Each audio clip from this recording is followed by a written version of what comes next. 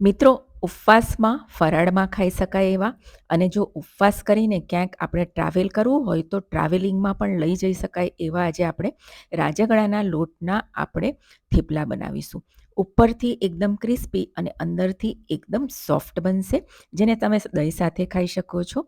તો જય શ્રી કૃષ્ણ મિત્રો, હું છું કલ્પના. તો ચાલો બનાવવાની શરૂઆત કરી લઈએ. તો એના માટે મેં અહીં 1 કપ રાજગરાનો લોટ લીધો છે. માર્કેટમાં તૈયાર મળતો હોય છે એ લીધો છે. એમાં 1 ચમચી આપણે ઘીનું મોણ નાખીશું. ઉપવાસ માટે બનાવીએ છીએ તો ઘી લઈશું, તમે તેલ પણ લઈ શકો છો. અને મોણને આપણે સરસ લોટમાં મિક્સ કરી લેવાનું છે. ઘી બરાબર મિક્સ થઈ જાય એટલે એમાં 1 નાની ચમચી મરીનો પાવડર નાખીશું. 1 મોટી ચમચી જીરાનો અધકચરો મેં પાવડર લીધો છે એ નાખીશું. અને અંદરથી પણ એકદમ ક્રન્ચી લાગે એના માટે આપણે 1 મોટી ચમચી તલ લઈશું. અને સાથે સ્વાદ મુજબ મીઠું નાખીશું અને 1 મોટી ચમચી મરચાંની પેસ્ટ નાખીશું. અને ત્યારબાદ 1 નાનો ટુકડો આદુનો આ રીતે ઘસીને નાખીશું. આદુનું પ્રમાણ થોડું વધારે લેશો ને તો એનો ટેસ્ટ વધારે સારો લાગશે. આદુ છીણી લીધા બાદ એમાં આપણે 1 નાની ચમચી દળેલી ખાંડ નાખીશું અને 1/4 કપ જેટલા ઝીણા સમારેલા દાણા નાખીશું. અને હવે મેં અહીં 1 મીડિયમ સાઇઝનું બટાકું લઈ લીધું છે અને બાફીને લઈ લીધું છે અને બટાકું નાખીશું આપણે એને આ રીતે મેશ કરીને. બટાકા નાખવાથી આપણા જે પરોઠા જે છે થેપલા એકદમ સોફ્ટ બનશે, કારણ કે રાજગરાનો લોટ થોડો કરકરો હોય છે. હવે બધું જ આપણે પહેલાં હાથથી મિક્સ કરી લેવાનું છે. બટાકા અને મસાલા સરસ મિક્સ થઈ જાય ત્યારબાદ આપણે દહીં લઈશું. પહેલે હું 2 ચમચી દહીં નાખીશ. દહીં થોડું ખાટું અને ઘાટું લેવાનું છે અને જરૂર પડે એટલું આપણે દહીં લેવાનું છે. એને પહેલે 2 ચમચી નાખી છે, એને મિક્સ કરી લઈએ. ફરી 1 ચમચી લઉં છું અને જુઓ, લોટ આપણો થોડો કઠણ બાંધવાનો છે, ઢીલો નથી બાંધવાનો, એ વાતનું ધ્યાન રાખવાનું છે. આપણે જેવી રીતે પરોઠાનો લોટ બાંધીએ છીએ એ રીતે જ બાંધવાનો છે. જુઓ, લોટ બંધાઈ ગયો છે અને એમાં હવે અડધી ચમચી ઘી નાખીશું અને લોટને સરસ આપણે કેળવી લેવાનો છે. ટોટલ 3 ચમચી દહીં ગયું છે. લોટ બાંધવામાં આ રીતનો હોવો જોઈએ અને ઢાંકીને 5 મિનિટ માટે રાખી દઈશું. 5 મિનિટ પછી એને ફરીથી એકવાર મસળી લઈશું અને એમાંથી મોટા મોટા આપણે બોલ બનાવી લેવાના છે. આજે આપણે ભાખરી એટલે કે થેપલા બનાવીએ છીએ, એટલે ભાખરી જેવા થોડા જાડા બનાવીશું, એટલે થોડા મોટા બોલ બનાવીશું. જુઓ, આ રીતના આ સાઇઝના મેં બોલ બનાવી લીધા છે.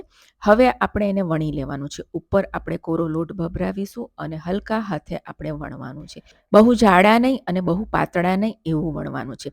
કોર ફાટે તો એનું ટેન્શન નથી લેવાનું. આપણે કોઈ પણ ઢાંકણાથી અથવા આ રીતે કોઈ પણ બાઉલથી એને કટિંગ કરી લઈશું. જુઓ, ગોળ શેપ આપી દેવાનો છે અને સાઈડનું આપણે કાઢી લઈશું. એને બીજી આ રોટલી વખતે વણીશું એમાં લઈ લઈશું. જુઓ, આ રીતનું હોવું જોઈએ.